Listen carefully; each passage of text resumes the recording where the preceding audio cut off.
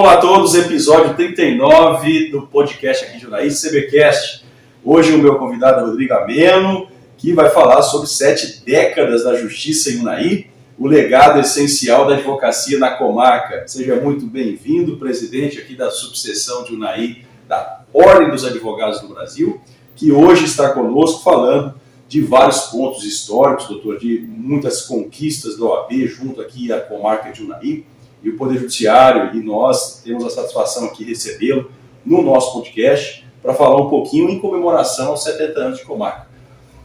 Doutor Rodrigo, como é que foi o seu início aí de carreira? Explica para nós onde você se formou, como é que você começou na advocacia. Primeiramente, doutor Rafael, eu gostaria de agradecer de forma muito especial pelo convite de participar desse podcast para falarmos dos 70 anos da comarca de Unai, da contribuição que a advocacia deu ao judiciário nesse período. Me sinto muito honrado em representar a advocacia nessa nossa conversa, nesse debate, e contar um pouco da minha história também, fiz parte da advocacia nesse período aqui em Unai. Na verdade, eu comecei a advogar em 2000, quando eu voltei a Unai, morava em Brasília, me formei no CEUB, hoje UniCEUB, e em 2000 eu regressei para a Unai e comecei a trabalhar com o Dr. Orlando Barbosa Lucas, quem literalmente abriu as portas da advocacia para mim. Ele dividiu o seu escritório, construiu uma outra sala. Um dos pioneiros aí. Um dos pioneiros, uma referência para muitos advogados. E aí comecei a trabalhar com ele. Na época é uma realidade bem diferente dessa de hoje, né? Eu tinha uma pequena escrivaninha, onde eu atendia alguns clientes, até às vezes clientes do Dr. Orlando, que eu ainda não tinha os meus próprios. Tinha caneta e papel, não tinha computador, não tinha nem... Na época ainda usava máquina de escrever, mas nem isso eu ainda tinha no começo. E durante a noite eu voltava para o escritório para usar o computador que ele me cedia, que ele me emprestava. Então foi um começo difícil, mas também muito enriquecedor. Eu aprendi muito com o Dr. Orlando, me ensinou, ele é uma referência até hoje na advocacia aqui. E logo em seguida eu tive a oportunidade de trabalhar na prefeitura, na procuradoria. Fonte de aprendizado.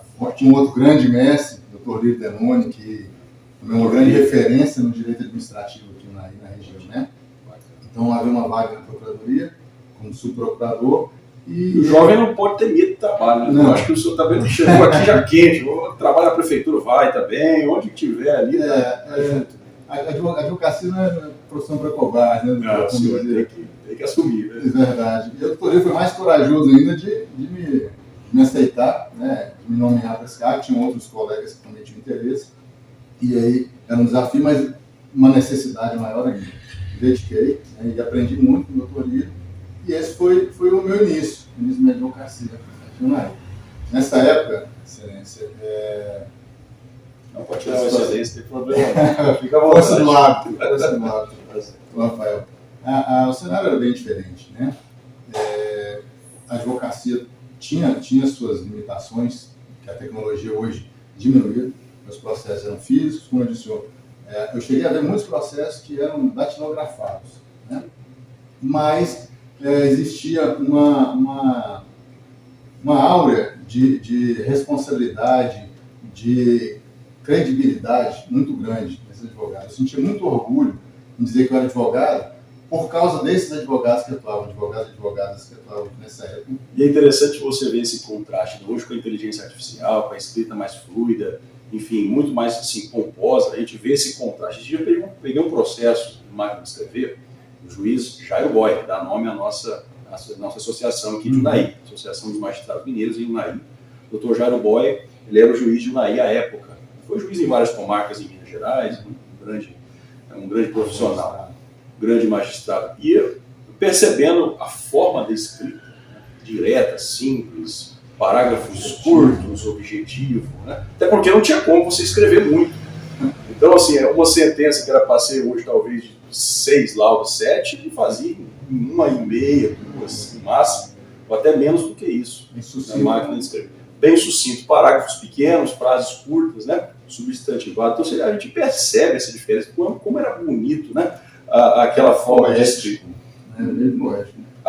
Até para comemorar essa parte, nós fomos lá nessa semana passada agora, na biblioteca de Unai entregar uma doação que nós fizemos, que a comarca fez para o museu de Unai, entregando uma máquina de escrever, que foi da contadora Valdenita, ela usou bastante a máquina, né? E é a máquina do Banco do Estado de Minas Gerais, que foi cedido, entregue à comarca, o banco fechou, né? Também vieram importantes figuras aí, servidores, né? Como, por exemplo, o Sebastião, o nosso querido Tatão da Vara Criminal, a rapidez que aquele homem tinha na digitação, que era uma coisa impressionante. Com certeza ele veio da máquina de escrever. Com certeza. E assim, eu dizendo sobre essas decisões mais sintéticas, né? Lembro também, eu tive a honra, o prazer de conviver, de aprender muito também com o doutor Tobias Souza Osório, o doutor Tadeu. Eu conto para alguns colegas mais novos, as peças do Tadeu eram 2, 3 laudas no máximo, mas de uma precisão cirúrgica, né? Muito bem fundamentadas, né? E assim, o acesso que nós tínhamos, eu também já, na minha época também já não era tão fácil quanto hoje, a doutrina, a jurisprudência era mais difícil.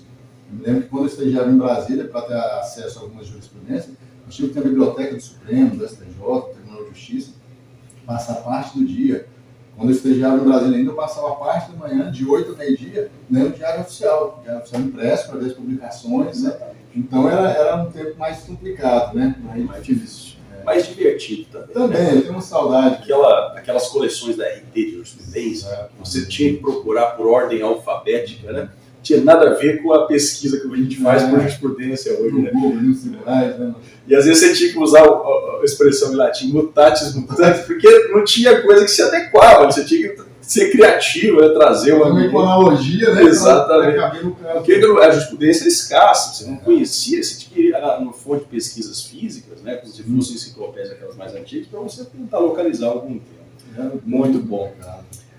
A advocacia é, por natureza, uma função essencial, a administração da justiça, né? Como os advogados de Unai, eles têm exercido essa essencialidade, né?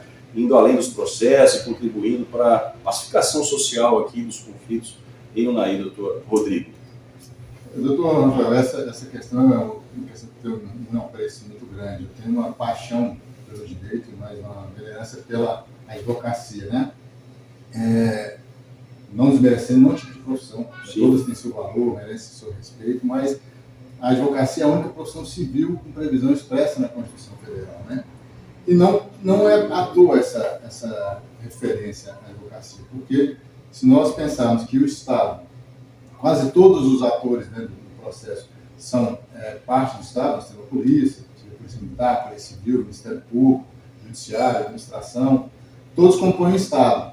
Então, por vezes, tem toda a máquina estatal contra um indivíduo, né, processando o indivíduo, e a favor dele temos apenas um advogado, uma banda de advogados, que tem que agir na sua defesa. Então, nós somos o refúgio daqueles que se sentem injustiçados, né, que não tem mais esperança, às vezes, né, na resposta do Estado. Então, serve, inclusive, para isso, para a ponderação dos poderes do Estado. Né, porque quando você concentra na mão de um órgão, de uma pessoa, o poder de criar lei, de interpretar e de aplicar, é muito fácil acontecer um excesso aqui, né? Então, o advogado, nesse sentido, é essencial para garantir que o cidadão seja julgado de uma forma justa, ele tenha direito a um processo, como a gente diz, um devido processo legal, contraditório, a ampla defesa, mostrando todas as suas razões, produzindo suas provas. Mas eu acho que a essencialidade do advogado vai além desse papel de partícipe do processo, né? Eu acho que o advogado tem o dever de informar a população, né? De levar o conhecimento. O advogado é um pacificador social antigo. Eu acho que o advogado, o juiz, o Ministério Público, eles são parte de um mesmo sistema. Apesar de estarem em lados opostos, funções diferentes, né? Exatamente. O objetivo é o mesmo, né? A harmonia social, a solução dos conflitos. Então, a informação, eu acho que é um vetor importantíssimo para isso, para dirimir os conflitos, para reduzir, para evitar, inclusive, os conflitos. Então, a OAB tem tentado, né, ao longo do tempo, e aproveitando agora a tecnologia, as redes sociais, né, os meios de comunicação, para levar essa informação. E o advogado, hoje em dia, tem atuado muito nessa parte preventiva, né? A assessoria, consultoria de algumas empresas, evitando o tiro, porque muitas vezes o empresário não sabe, né, não tem um conhecimento do acervo de leis. O objetivo não é ganhar ações, o objetivo é prevenir para que ações não sejam, né, veiculadas. Isso é uma característica da advocacia mais recente, né, uma mudança de cultura, né? E eu acho que é fundamental, porque, voltando um pouco, né, essa questão histórica que nós estamos tratando aqui, um dia eu estava conversando com um produtor rural, um grande empresário, um grande amigo, sou Wilson Couto, e a gente falando sobre essa questão da história, como o Naí tem mudou nesses anos todos. Ele me disse que, não me lembro o ano, mas na década de 70, teve um produtor rural aqui que ganhou um prêmio pela maior produção de milho. Ele produziu 10 mil sacas de milho num ano. Naquela época isso era um volume gigantesco. Hoje é que às vezes uma máquina colhe num dia. Então, naquela época a pecuária e a extração de carvão eram as atividades preponderantes. Tínhamos a agricultura, mas a agricultura de vão hoje mudou, o cenário hoje é outro. A economia hoje é outra. Então, ela exige também ferramentas do direito, né, que deem suporte, que protejam essas relações. Toda essa complexidade. E aí, o direito vem evoluindo nesse sentido, e o advogado tem um papel fundamental nesse sentido, de esclarecer o cidadão, né, as empresas, dessas mudanças, né, das exigências legais. Enquanto instituição, aqui de Unai, vamos falando da instituição OAB, subseção de Unai, como ela tem funcionado aqui, a melhoria, né? Quais são ao longo dessas várias décadas aí de OAB, subseção? Você está me falando que ela foi instalada aqui em 78, quase 50 anos aí de OAB, subseção local. Quais foram ao longo aí dessas quase 5 décadas, né? Os desafios e o momento de gratificantes para a OAB local? Eu acho que o primeiro deles foi conseguir, né, a criação da subseção, né, porque até 77, os advogados que atuavam aqui estavam vinculados à subseção de Pirapora, bastante distante, longe, né? Então, você imagina, um advogado tivesse uma violação à prerrogativa, tivesse uma necessidade de algum auxílio, teria que acionar a Pirapora, os meios de comunicação não eram os mesmos de hoje, né? Então, acho que uma grande conquista da OAB foi essa, né, da advocacia de uma forma geral. Acho que ela participou também de forma muito intensa na instituição, na criação da vara do trabalho aqui no Rio também, porque não tínhamos, era do Paracatu. Então, você imagina, muitas vezes, eu imagino nessa época, vários trabalhadores tiveram seus direitos, às vezes, violados e, às vezes, renegados, porque era complicado contratar um advogado em Paracatu, se deslocar até lá para as audiências, acompanhar um processo, que era processo físico. Então, muita gente teve seu direito cerceado ou violado por causa dessa dificuldade. Posteriormente, também, em 2010, a instalação da vara federal, aqui também na nossa. E a OAB participou efetivamente de todas essas conquistas, né? E também, mais recentemente, também da nossa sede própria, né? Uma luta dos advogados. Ela é uma sede muito estruturada. Muito estruturada, muito... do lado do fora. Uma logística muito boa para os advogados. Inclusive, advogados de fora, que vem para uma audiência, tem onde se instalar. Os novos advogados que estão começando aí não têm condição de ter seu próprio escritório. Ela disponibiliza esse espaço e ela é um espaço com apoio, né? Sim. Que hoje nós temos que dar um apoio não só para os que estão começando, mas para aqueles também que já estão mais avançados na profissão. Em razão tem até salas lá para o advogado utilizar, eventualmente para atender o cliente, para preparar para uma audiência. Para realizar audiência, para participar da audiência. Temos toda virtuais, essa estrutura. Virtuais, exatamente. Foi um grande prédio, né, que atendia perfeitamente. Hoje já não está não atende com tanto. Interessante. Porque aumentou exponencialmente o número de advogados. Hoje, se eu hoje o número de advogados na Unai passa de 800 inscritos. São muitos advogados. Muito advogados. A cidade, ainda com 90 mil habitantes, né, para 800 advogados, realmente é expressivo. Muito advogado, né? Mas aí nós temos esse desafio também de acolher aqueles que abriram todo esse caminho para nós, né? Na verdade, que trouxeram todo esse conhecimento, trouxeram também, a AB participou muito do aumento, da criação de novas varas aqui também na Justiça Estadual, trazendo novos magistrados, porque a demanda aqui realmente é muito grande, o senhor sabe disso, sabe como é que é o dia a dia. E esses advogados que tanto contribuíram para a advocacia, hoje têm uma certa dificuldade também para se adaptar a essas novas tecnologias. Sistemas eletrônicos. É verdade. Então é um desafio a gente conseguir fazer essa inclusão. Né? O que é interessante é que na época mesmo da virtualização, uma preocupação de todos nós, na época era o Luciano, que também era o presidente da OAB, a gente, em conjunto, tentamos trabalhar isso para garantir o suporte também para os advogados que eram experientes em outras tecnologias, né, para que eles pudessem se integrar, né, no PJE e também com os processos que estavam sendo virtualizados. E a OAB, desde então, já oferecia um suporte lá mesmo. Né? Às vezes a pessoa com muita dificuldade tentava ali trazer, abrir um sistema, próprios funcionários da OAB, um abraço para a Wanda, que trabalha lá há muitos anos, né? Então já ajudavam lá os advogados para poderem se adequar a essa nova realidade. E o senhor falando do doutor Luciano, ele teve um problema muito grande na época da gestão dele, que foi a pandemia, né? Sim. Então ele teve que utilizar todos os recursos que tinha para tentar. Inclusive eu me lembro da própria OAB auxiliando na questão da sessão dos estagiários para a virtualização, digitalização, né?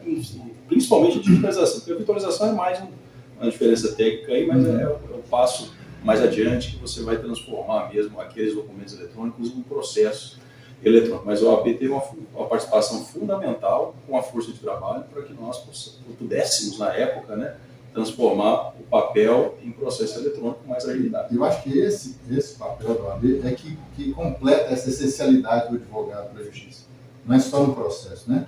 Doutor Rodrigo, falando agora de urbanidade, relação interinstitucionais entre a OAB, polícia, segurança pública, Comarca de Unaí, Ministério Público, Defensoria Pública e urbanidade dos advogados. A gente sabe que o advogado ele tem que trabalhar com sustentabilidade. Às vezes não compensa ele ser um profissional assim, muito, vamos dizer assim, com uma intensidade que ultrapassa certos limites, porque existe um ponto ético que você tem que pensar sempre, olha, aquele profissional que foi um gerente de banco para tentar negociar uma dívida de um cliente meu, aquele funcionário do cartório de notas que me auxiliou no inventário, às vezes exigiu mais um documento, fez uma nota de exigência. O advogado tem que saber lidar com esses desafios de maneira tranquila, já pensando até no futuro, porque esses profissionais ali ficarão. Né? Você tem ali profissionais que estão há muitos anos trabalhando nos cartórios.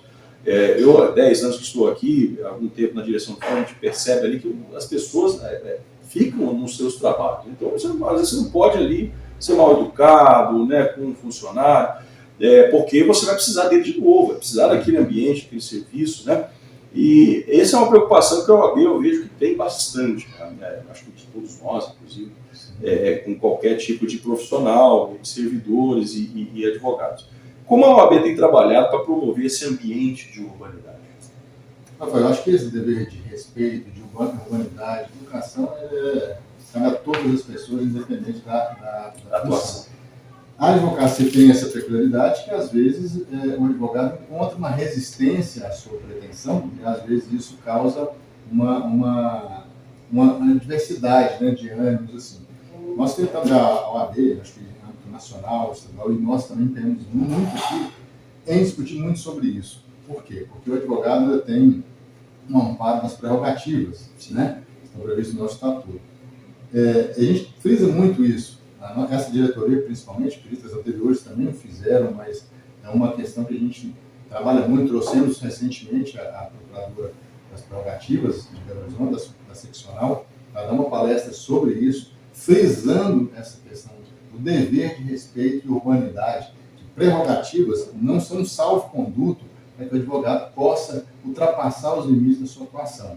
Ele não pode exigir, né, que o servidor público, o magistrado, o promotor, atue além daquilo que é devido, né? Então, às vezes, eles confundem uma pretensão resistida, um indeferimento, uma negativa de um pedido com violação à prerrogativa. Nós temos uma preocupação muito grande com isso.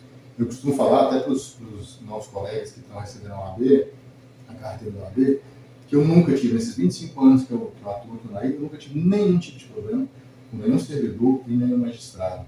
Até porque eu trato todos eles, da recepcionista ao magistrado, como o senhor, da mesma maneira. Claro que nós usamos pronomes diferentes, né? Na tratativa, mas o respeito e a educação com a faxineira, com o porteiro, é o mesmo que eu tenho com o senhor, com os outros magistrados, a mesma, essa conduta. Então, acho que em razão disso, muita gente diz, você tem um privilégio. Não, eu acho que é reciprocidade, né? Então, é importante a gente entender que nós trabalhamos em conjunto para um bem comum, que é a solução dos conflitos, a pacificação social, vou dizer. Mesmo com funções diferentes. Mesmo com lados diferentes, com funções diferentes. mas isso não impede que os tratemos com respeito, com humanidade. Temos que ter a empatia de entender que o juiz, na função dele, às vezes, não vai atender o que eu peço, não vai deferir um pedido, mas isso faz parte da função dele e ele age de acordo com a consciência dele e com a convicção jurídica. Quantas e quantas vezes que um pedido foi negado, mas que um detalhe em um parágrafo, numa decisão, te ajudou a ter uma solução diferente. Né? Então, isso eu achei até interessante, justamente atuando como advogado na minha época ali, tinha um problema condominial que um cliente estava enfrentando, uma resposta negativa na decisão, mas um parágrafo do juiz me ajudou a ter um esclarecimento. Porque a gente marca uma assembleia de condomínio, de condôminos, para tratar desse tema, porque foi o juiz mesmo que recomendou, mas indeferindo a liminar, olha só, nem recorri, resolvemos isso na assembleia. Então, o contrário. Exatamente. Até no início era contrário, mas depois foi favorável, né? Acabou sendo um aspecto positivo para solucionar. O que nós temos que entender, doutor, como advogados? Temos que ser muito sinceros, né, com nós mesmos, com os nossos clientes. Nem sempre o direito está ao lado do nosso cliente. Perfeito. Né? Isso não impede que atuemos com muita veemência na defesa dos direitos, principalmente processuais dele, mas às vezes o direito material dele não é favorável. E isso eu acho que tem que ser muito bem esclarecido para o cliente. Né? E a visão desapaixonada em relação a um caso, porque o advogado terá vários casos. Né? Teve até exemplos aí de um advogado, às vezes, chega para o outro e fala, você é aquela tese, tal, como se fosse aquele processo algo da vida dele. Não pode ser assim, porque os clientes passam, né, os desafios passam e surgem novos. Você fica, o seu escritório está ali, né? A sua imagem, né? A sua respeitabilidade. Então, enfim, eu acho que esse é um ponto interessante. Nós vemos muito isso no dia a dia, às vezes, com alguns colegas advogados. E a outra questão que nós tentamos muito implantar nos advogados, principalmente nos mais novos, você não pode julgar um profissional por um processo. Né? Inclusive porque isso, existe a possibilidade, naquele caso, o direito não está favorecendo o cliente dele. Então, eu não sou melhor que o advogado porque eu ganhei do processo, ou pior porque eu perdi o processo. É uma questão que tem que ser muito bem considerada. Né? Exato. Muito bem. Olhando para o futuro, doutor Rodrigo, para os próximos 10, 20 anos aí, na sua concepção, quais são os principais desafios e oportunidades para a advocacia UNAI e como a OAB se prepara para esses cenários como instituição também? Eu acho que talvez o principal desafio aí seja realmente essa evolução tecnológica. A rapidez como a tecnologia vem mudando, né? Mudando a vida das pessoas, mudando as formas de relacionamentos, né? E o direito em si, né? Porque o direito tem que acompanhar essas mutações, né, sociais. E eu costumo dizer que assim, o direito ele vem sempre depois do fato social, pelo menos na grande maioria das vezes ele vem depois do fato social. Sim. E a evolução legislativa, às vezes, é muito lenta para atender situações que já se consolidaram. Né? Nós temos alguns exemplos, por exemplo, o casamento entre pessoas do mesmo sexo, que mesmo ainda existindo a restrição na Constituição, que prevê que o casamento é a união de homem e mulher, pessoas de sexo diferente, já é uma realidade social e que o direito tem que ter olhos para ela.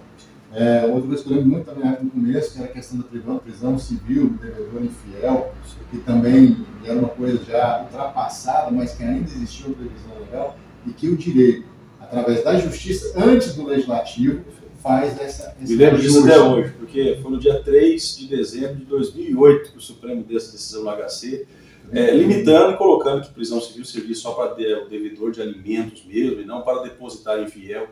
Foi um grande desafio para representar aí que realmente, às vezes, o judiciário não é ativista, ele está apenas acompanhando aquilo que já é uma realidade social. O Congresso, às vezes, demora um pouco, né, para poder legislar, e cabe ao judiciário, que é advogado, que dar uma solução. Até porque o Brasil não tem aquele igual temos em outros países, né, o direito do juiz dizer que não vai julgar. Né? Tem a expressão em latim que eu vou evitar de usar aqui no meu podcast para facilitar, né? Quer dizer, tem alguns países que dizem, olha, o juiz não vai julgar porque não é assunto dele, né? Não existe isso no Brasil. A gente tem afastabilidade que diga, o juiz é obrigado a julgar. Então, você vai ter que dar uma resposta para isso, né? E a resposta, muitas vezes, você dá de acordo com a realidade daquilo que já foi uma evolução, né? E isso, volta no início da nossa conversa. Exato. E desse momento eu gostaria até de cumprimentar, parabenizar pela iniciativa dessas festividades, comemoração dos 60 anos da Comarca de Unaí, que merece mesmo comemoração. A instalação do judiciário numa sociedade é fundamental. Nós estamos tendo a prova, mais uma prova disso, porque às vezes o legislativo demora muito tempo para se adaptar à mudança social. E o judiciário tem esse papel. O judiciário é a advocacia, porque a jurisdição é inerte. Então, essas demandas chegam ao judiciário através da advocacia. Então, isso mostra quão importante é esse trabalho conjunto, né? A harmonia entre o judiciário, o Ministério Público e a advocacia, porque, como volto a dizer, nós temos um objetivo comum, né? Então, é fundamental isso, essa presença do judiciário, não desmerecendo os outros poderes do Estado, mas é fundamental porque eu acho que é um vetor de transformação social, de propagação da justiça mesmo, da equidade, acima de tudo, da igualdade, né? Para reconhecer essas mudanças sociais, senão, se fosse para guardar a mudança legislativa, você vê quanto tempo que nós demoramos para ter o divórcio no Brasil, a prisão civil está prevista na Constituição, o casamento é restrito na Constituição para homens e mulheres. Se não fosse o papel da advocacia e do judiciário, ainda não teríamos proteção para essas novas relações jurídicas, né?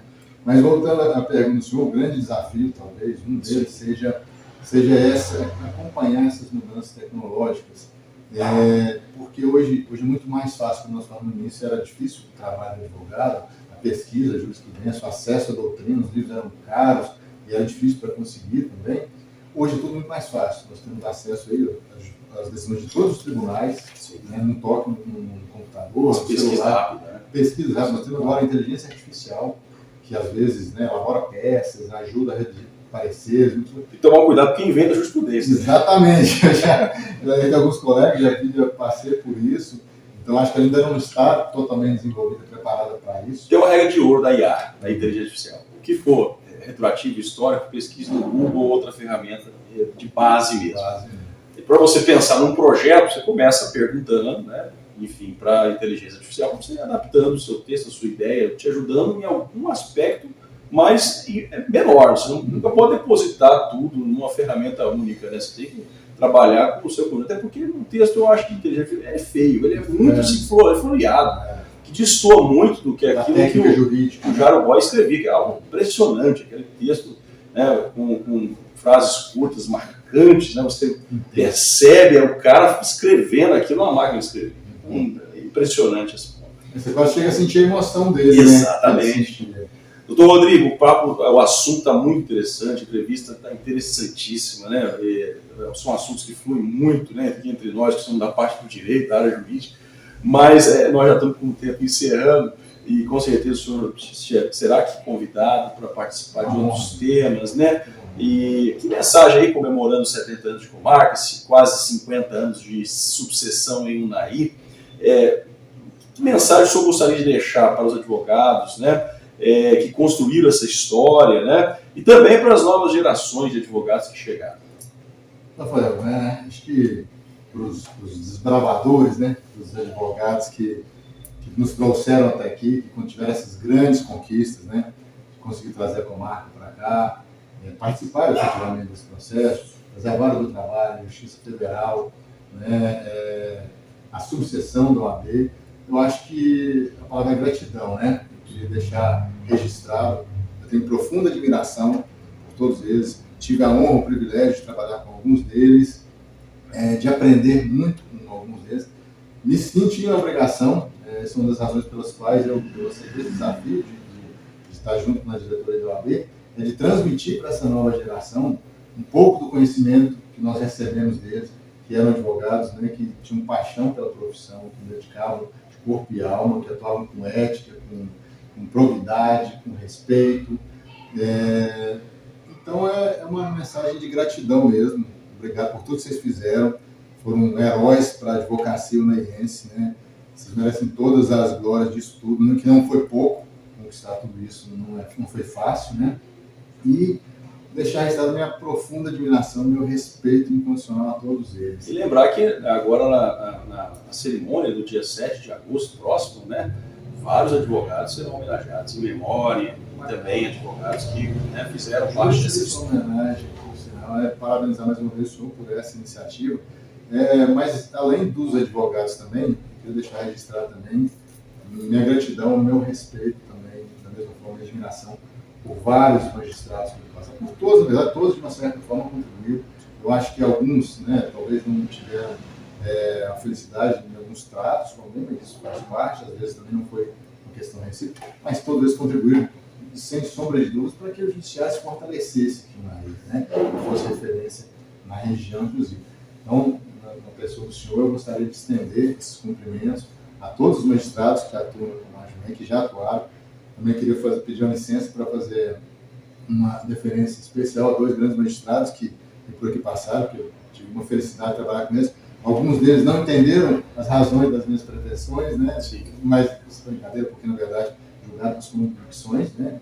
O doutor João Essi e a doutora Iandara, acho que foram grandes juízes que passaram por aqui, tiveram outros também, mas eu queria... Iandara ficou em 9 anos. 9 anos. E era de uma sensibilidade, de um trato... E na época que era pedreiro na ilha, praticamente sozinha, com 2 varas. As varas eram mistas, né? Vara civil, primeira vara civil e criminal, segunda vara civil e criminal e infância. Uma coisa assim difícil, né? Não tínhamos juizado, não tínhamos vara criminal e infância e juventude. E poucos servidores, pouquíssimos servidores, processos físicos, algo realmente uma guerreira, né? E nos atendia com maior gentileza, presteza. Então, eu acho que é justo fazer esse reconhecimento e cumprimentar todos os também estará conosco aqui no dia 7, né? Justíssimo também, homenagem. E para os novos advogados, me considerar para dar conselhos, né? Mas, assim, se eu pudesse dizer para o colega, é que estude profundamente o direito, se dedique profundamente ao direito, mas, acima de tudo, estude sobre a natureza humana, sobre a condição humana, porque saber o direito é essencial para o advogado. Mas entender as mazelas, as dores, os anseios do ser humano é fundamental para que o advogado possa efetivamente contribuir para a realização da justiça. Muito bom. Então seria parabéns, isso. Obrigado, Rodrigo. Doutor Rodrigo Amelo, então, presidente aqui da subseção da OAB, eu agradeço demais novamente a sua presença. Muito bom o nosso assunto. Vou convidá-lo novamente para outros temas aqui, institucionais, temas para a juventude, da advocacia também, ou temas específicos de alguma comissão de advogados. Com certeza o senhor aqui retornará. Obrigado pela presença. Eu que agradeço mais uma vez, me sinto muito honrado. É um assunto, eu sou apaixonado pela advocacia, como disse, então às vezes eu me estendo na mão, e será uma honra para mim poder participar de novo. Muito obrigado. Até mais a todos.